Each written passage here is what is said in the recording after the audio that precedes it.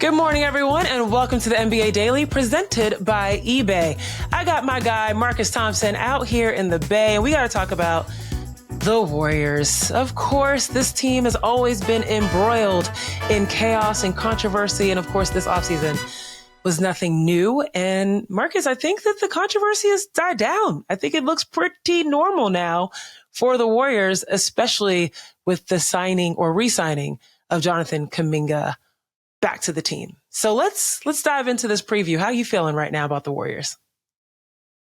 It was weird because you got like dudes not showing up at media day, like not available. The coach ain't talking, GM ain't talking, and it was like wildly anticlimactic. You know, I'm used to trade demands at media day. Right. You know what I'm saying? I cut my teeth on Monte Ellis saying I can't win with Steph Curry at media day. You know what I'm saying? Right. So this was like the team that is like most dramatic and most like soap opera-ish, literally deciding to say no headlines today, and it was kind of boring. So it did feel like everybody was on their best behavior, and I feel like maybe that was the case because everyone knows that the Warriors over the last few years have had headlines, have had drama, because I love the way that Steph Curry kind of had this like line in some of his responses of just how unique everything about the Warriors is, the situation they find themselves in terms of being a super winning team and the caliber of talent they've been able to keep together, especially in Steph and Draymond, the fact that people want to come play for them and be a part of what they've got going on. JK's situation, incredibly unique. We know that what they're doing and how they've operated for so long, especially at this stage and this iteration of the Warriors, is different than any other team. And so I feel like they were like, you know what? There's already been a lot of talk about us. We're one of the teams that have the last hanging thread when it comes to our roster makeup, or what it feels like. So let's just be cordial and calm, and we'll figure this out. That's what it felt like the resounding conversation points were. Which is completely like inconsiderate of me and what I needed. Sure. You know what I'm saying? Sure. And I'm just not going to sit here and accept that. Like give me something. I mean, Draymond, to his credit, he tried. He put on some glasses. Yeah. Mm-hmm. It was a semi-noble effort, but you know, that Draymond playing it safe. Nah, I need. You know, remember how people got that? I miss the old Kanye. I miss the old Warriors. I want one of them. Like, bring back the mess. Or maybe this is like, hey, we know we're gonna be in some mess later. Let's just not start right now. Right? Let's not start now. Let's be smooth with it. I like messy Warriors though. I like stuff.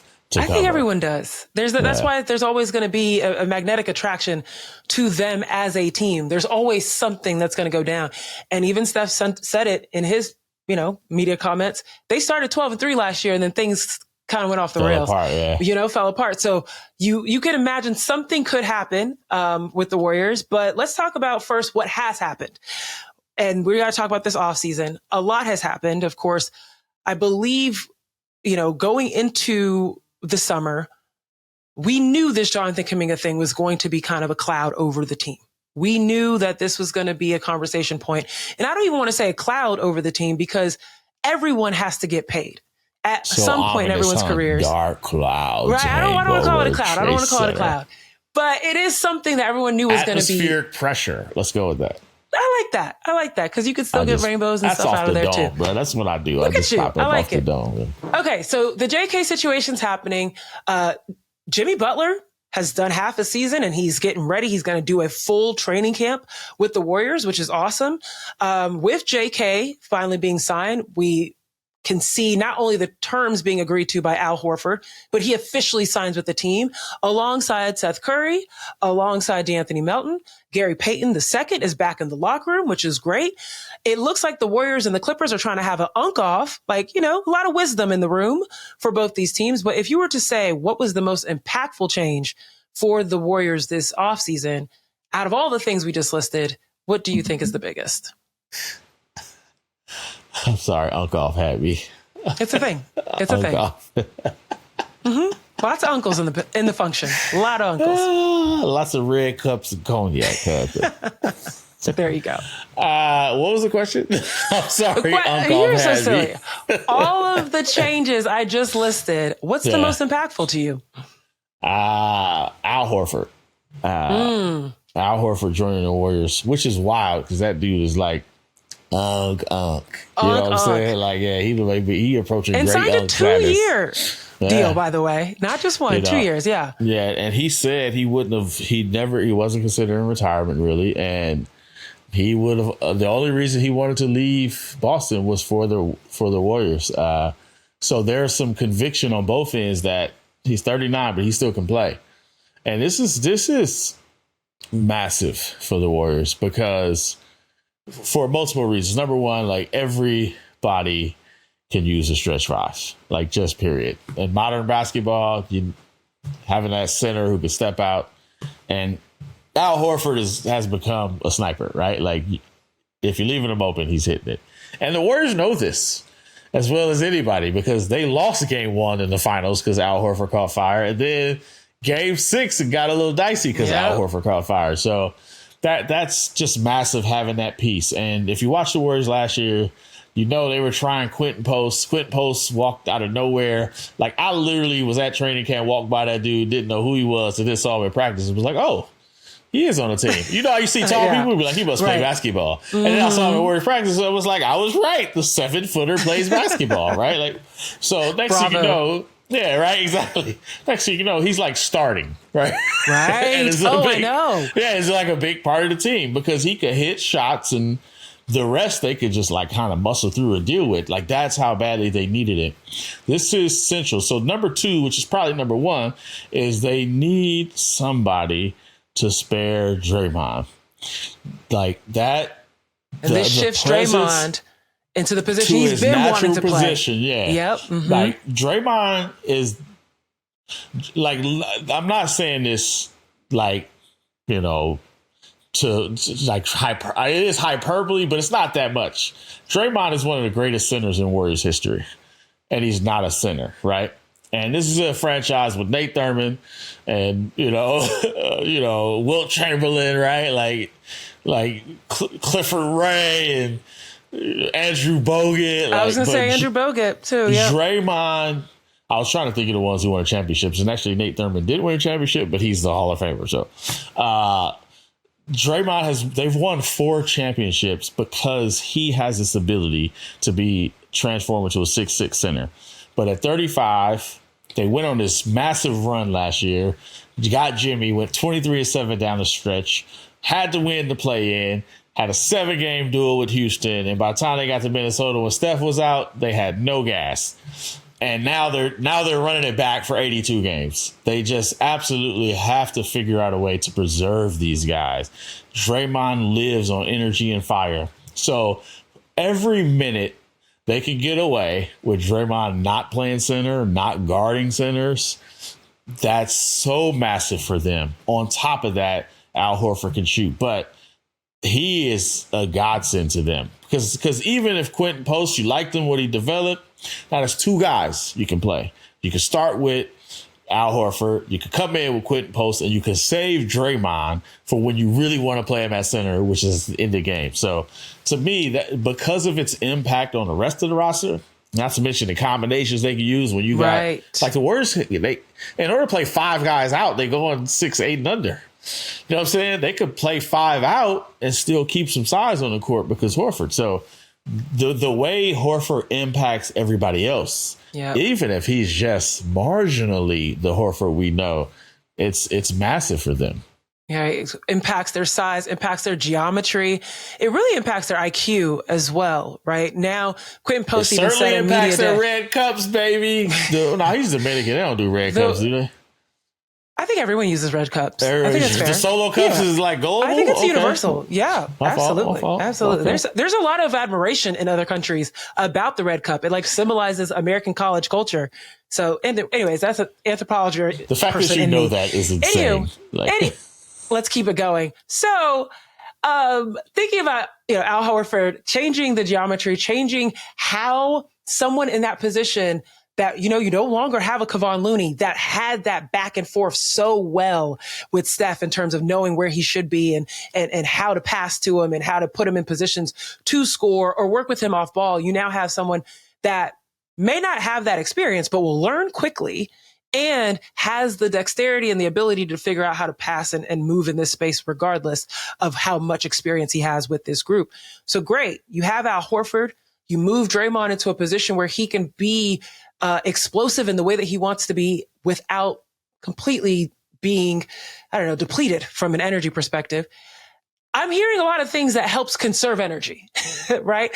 Conserving energy, conserving Steph's energy, conserving Draymond's energy. It seems like the youngins have to step up here. And I'm asking, and I'm saying that because I'm wanting to ask, as you look down this roster and you're looking at the folks that have just joined, the people that are coming back, players are going to have to take a step forward to ensure that this wise team makes it through 82 games, right, to the playoffs. Who is the player you think is most likely to take a huge step forward? And who might, because of the things that have been added to this team, might need to shift their role, maybe take a step back or shift to the side. I don't know how you want to put that, but who do you think is going to take a step forward? Yeah, I'm so torn about this because Pods is the answer I want to give. Okay. Right? Okay. Brandin Podziemski is the answer I want to give for multiple reasons, but DeAnthony Melton is out. He tore his ACL during the season, so he's still recovering from that. They've already said he could be reevaluated in 4 weeks, so he's out for October and probably into November. And you know what the Warriors don't have? And they were playing Pat Spencer in the playoffs because of this. They don't have other ball handlers. And Pods had a rough start to last year. Got hurt. Got to watch. Got to calm down. Got to humble it a little bit, and came back and looked really good. With Jimmy, he fits. They need another ball handler on the court, right? They need another playmaker. He's gotten more aggressive, trusting his drives and finishing. So I do feel like Pods is gonna have a year where it's that game 5 in the playoffs against Minnesota, where he was slumping and he finally got going. That was so huge for him, because to me, it's all confidence for him. He has a skill, but he don't always believe. So he loves to drive the lane and then spin it back out, because it's I don't really have a shot. You got to get in there and get a bucket. So I do think now you add Al Horford and he's got more space. The floor spread, right? Yep. So it feels like Pods is going to have that type of year, but DeAnthony Melton is there, so he might have to take a step back because they love DeAnthony Melton. Right. They love DeAnthony Melton. Well. He was so integral to that 12-3 run. Crazy. He played 6 games. Year. And look at this. He played 6 games, and they're Melt's one of us. So that's a trip. When he gets there, it's going to be interesting how that works. Also, Pods is in a contract year, by the way. Due for an extension. Good. Yes, due for an extension. That's a good reminder. The NBA's Jack Harlow is not about playing it. You know what I'm saying? He ain't about playing no backseat. He's about to get out here. I'll tell you this. This is how I knew that. I was just going to say Jack Harlow, and I hate you for that. The reason why I know that Brandin Podziemski is not playing around, his media day interview, 1-word answers. Yeah, he wasn't. Yeah, he wasn't met. He was. Oh, how are you feeling? Good. How was the offseason? It was good. Worked on some things. Yeah, Do you want to elaborate on what you worked on? Nope. Nah, I'm good. Nope. He wasn't given nothing. He is locked in, working, worried about the work. And he got something to prove. He's got something to prove. Exactly. That's the energy that I got from it. And I do think that this is a player absolutely that can take a step forward. It's so funny you mentioned that Minnesota series, because the number one thing that I remember from that Minnesota series was, yes, ball handling, but also shooting. Lack of shooting. So yes, Al Horford fixes that for sure. But it was funny that in the media day interviews, Jackson Rowe, one of the two-way players that came onto the team last year, talked about that's one of the things he worked on in the offseason, was being able to shoot, because there was the lack of shooting in Minnesota. Yeah. And that made me think of Buddy Hield. Yeah. Because let's be real, that was something that everyone had their eye on about Buddy. He played so hard. You could never take that away from him. You couldn't pick on him for defense. Boy, but when it came to his shooting. Nah, that Bahamian energy, though, he was running, boy. He was running. He was. Yeah, he was. Yeah. And I don't know if it's all the sugar he eats. He eats a lot of candy. Did you know that? Yeah. Yeah, he's like really big about candy. But he it loves seemed ice like and candy. Yes, but Ice. right, exactly. But it seems like he needed more shooting. Like he needed to be the Buddy Hield that's been a 40% career 3-point shooter, and we just didn't get that consistently out of him. Except for like Game 7 in Houston, that was the game of his career. Yeah, he was massive in that game. Exactly. How do you say that? Buddy Hield's my step back guy. He's my take a step back guy. Here's why, right? I mean, again, obviously defense with Buddy, and the Warriors needed his shooting so badly that they did things to like, all right, we're going to cover for you on defense. We're going to put up with your defense. But, right, it's like, all right, we're going to put you on the ball. Just do the chase thing, the pit bull thing, right? But he was still very attackable, right? Especially in a playoff setting where you could gotta get picked on. And what it did was it made him kind of have to make shots because he, you know, if you give it up buckets on the other end, it puts a lot of pressure on those shots. I think Horford gives them another shooter, which limits the thirst for a shooter, right? And the other thing is, I do think Melton, like, you know, is a guy who can knock down a shot, but he guards. So I think because of that, and the other guy who I was thinking about saying might take a step forward, like I'm torn between Pods and Moody.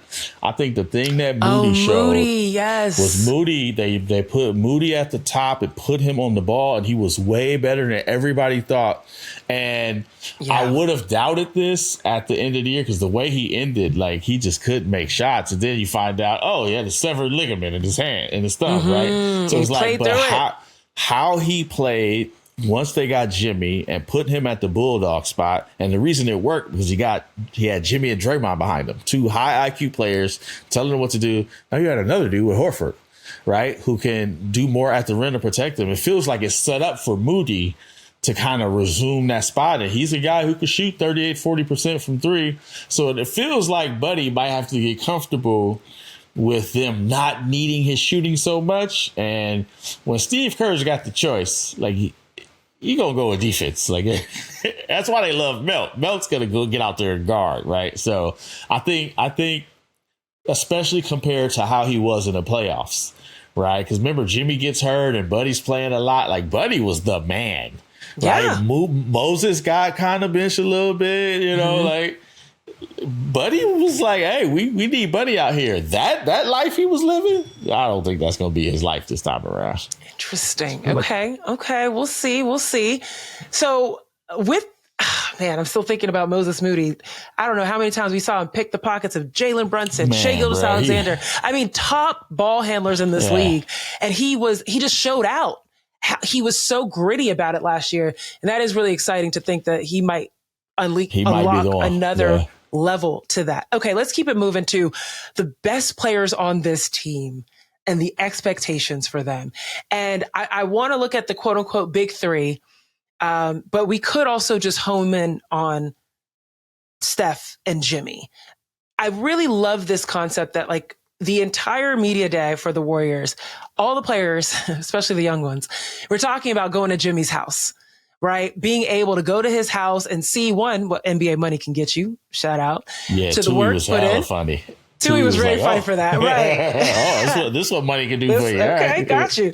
But also just like the fact that, you know, even Guy Santos was talking about just how great it was to see all the guys again and to be together as a family. And now you have Jimmy Butler being a part of that as opposed to getting him in the middle of the season. Even though he did great being joined in the middle of the season, now he feels like he's at home. Steph mentioned Jimmy now can come into this situation and not play with all the distractions that had been around him in previous settings. And so you're coming in full season at full force with your leaders in Steph and Jimmy. What are the expectations for those two, knowing that they're getting older? You know, their cups have been filled up a little bit at the party, right? The solo cups got a little bit of condensation on them. They've been chilling. What does this look like? Yeah. But at the same time, you know that these are two of the best conditioned players in the league. They care about their body so extensively, and they know their game. They know exactly what they have to do to be able to contribute. So what can you expect for them? Year 17 for Steph? Yeah, Really? this is going to be unique because they have to be like elites, but also they got to chill out. Oh, interesting. You know what I'm okay. saying? Like you cannot be getting to March like, you know, with your light on. You know what I'm saying? Like, you need to stop at the gas station. The ding, ding, ding. Floating around. Yeah. You know what I'm saying? They've this is going to be so difficult. Like, and a lot of it, like, we know Steph. Steph is Steph, right? Steph's going to be Steph. A lot of it is Jimmy, right? A lot of it is Jimmy. He has to be great. Because if Jimmy's got to sit out, right, there are things the Warriors can do, right? If he's got to miss a few games, you know, you got Kuminga, yeah, you got Moody, you got now you go more by committee, but it's a wing, right? They got wings. If Steph is out, somebody's got to be the A1, right?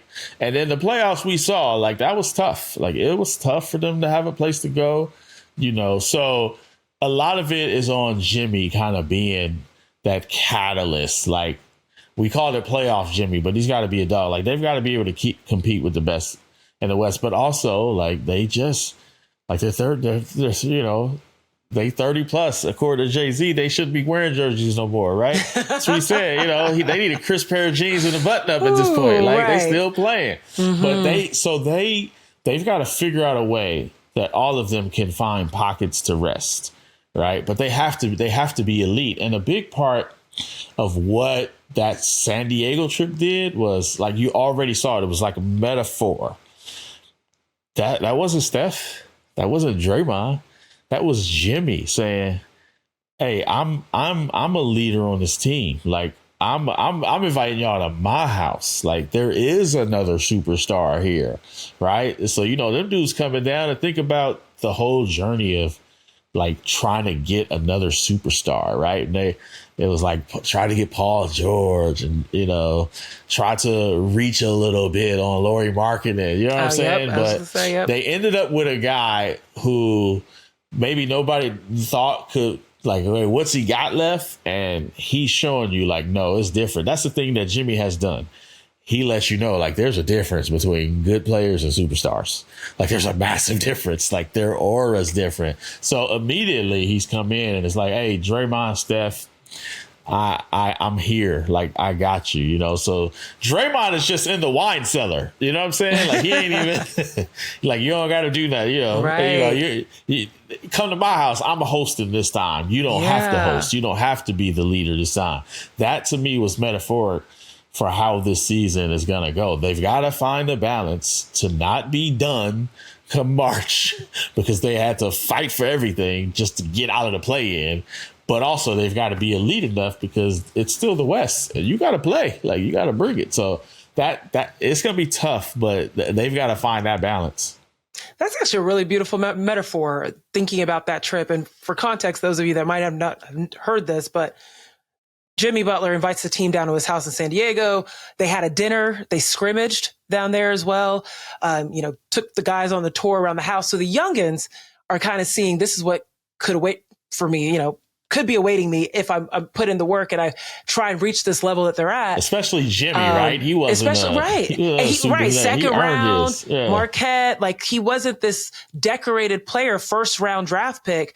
And you can also say there's, like, kind of stair steppers to that, right? Jimmy's was at the quote unquote bottom of not being decorated, coming out and growing in that way. Draymond, same, you know, one step above him. And then Stephen Curry, you know, being a first round pick, but still being an underdog, in how he was supposed to translate into the NBA. So there is this kind of really special story between the three of them. That's going to be really, really cool. But yes, Jimmy's going to have to step up as a big time leader. And it looks like he's already taking those steps. Okay. So. Yeah. When you see his earrings, when you got earrings like that, well, you better play. Was it cold in Chase Center? It must have been freezing. I know. I needed some sunglasses. Go look up these earrings, guys. Under the light of the thing, I was like, hey, bro, diamonds dripping, right now? Dancing. Okay, I'm up there like this. I'm like, I'm done. Okay, for those of you listening, you got to go look at the YouTube so you can just get that joke. But anywho, let's keep it moving to the biggest swing factor for this team.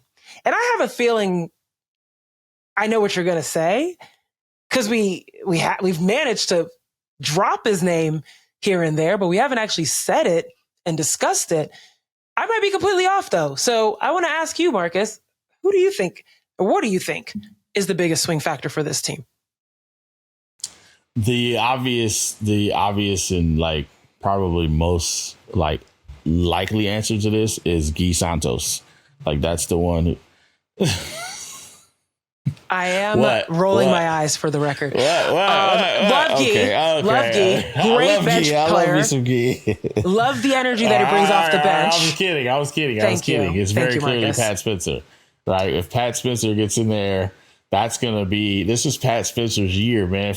Listen, keep shouting out my Santa Cruz guys. I'm so proud of their growth. Okay, having seen it up close and personal, I love it.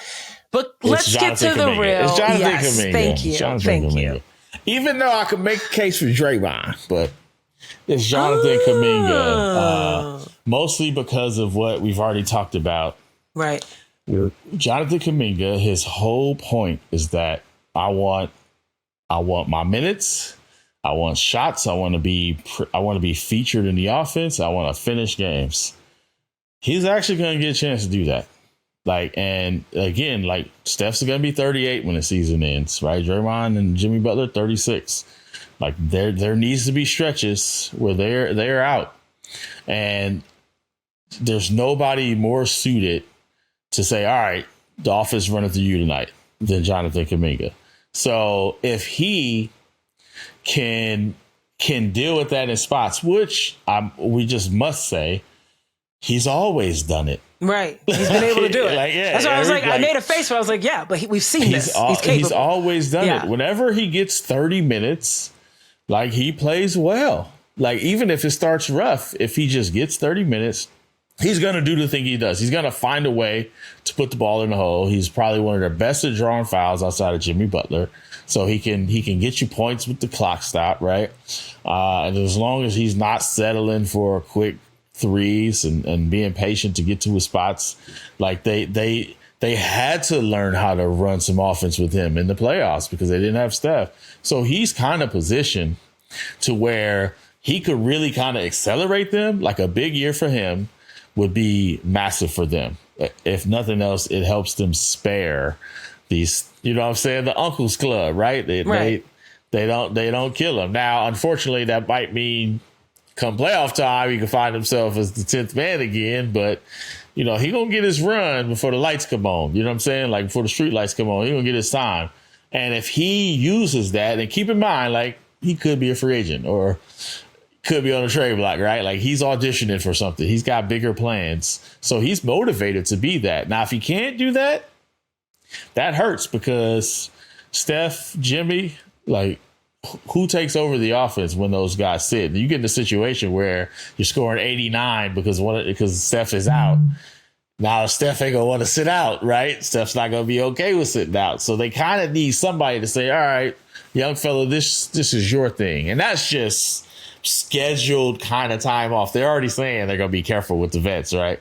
Let alone if an ankle tweak happened, that's a week, right? So right. Got to be careful with those. If they don't have anybody to say, you're now the epicenter of the offense, we saw what happened in Minnesota. It was hard for them to score. Okay. I am keeping this cookout analogy going, and I'm just imagining the unks are basically giving the tongs to Jonathan Kuminga and say, hey, mind the grill. You know what I'm saying? We're going to go play these dominoes. We're going to go dominoes really quickly. Just mind the grill. Just don't let nobody, nothing. Don't burn. Yeah. Exactly. Don't burn anything.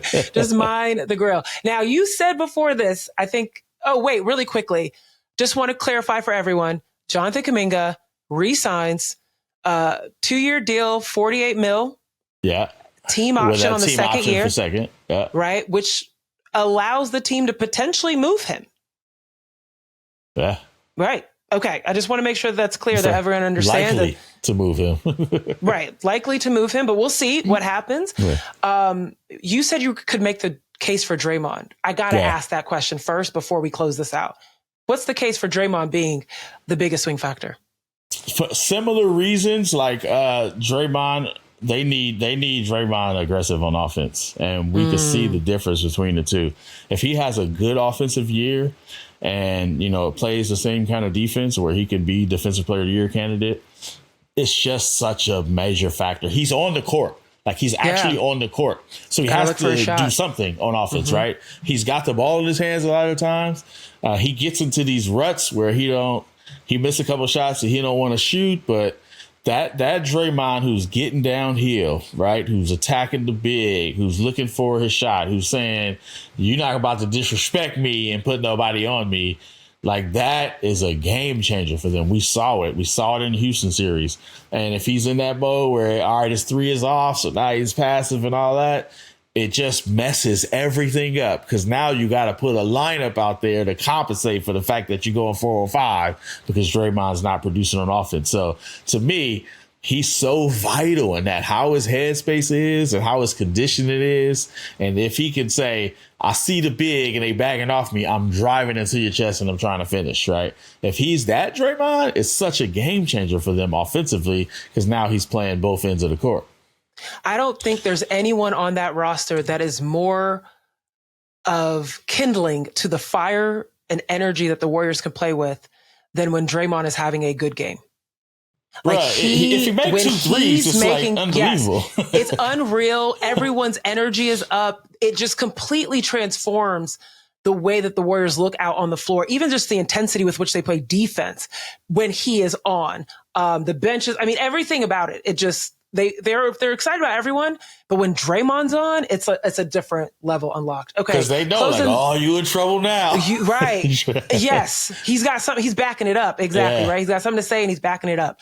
Okay, we got to close this out. I've had too much fun talking about the Warriors. I am looking forward to this season, and I got to ask you, most realistic outcome for this team this season. What's your thoughts?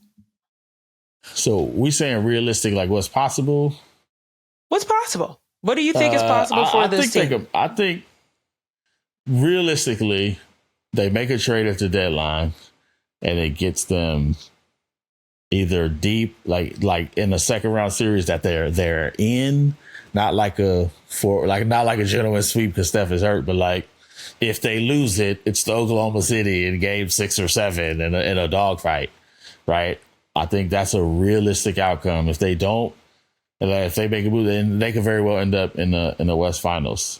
If this age catches up to them, right, or if they got to burn out, they could end up in the play-in, and this thing could flame. Like, it's so tough to project what's going to happen because, as Steph said, everything they do is unique. We've never seen this before. We just have never seen it before. The starting center is 39. The starting point guard is 37. It's different. We've just never seen this before. But they're also some of the best players in the league. They could make the West Finals. Yeah.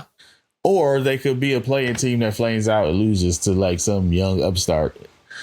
The flame out is real. But you know what makes me hopeful for what could happen with the Warriors and really even the Clippers, because I keep thinking about their team too.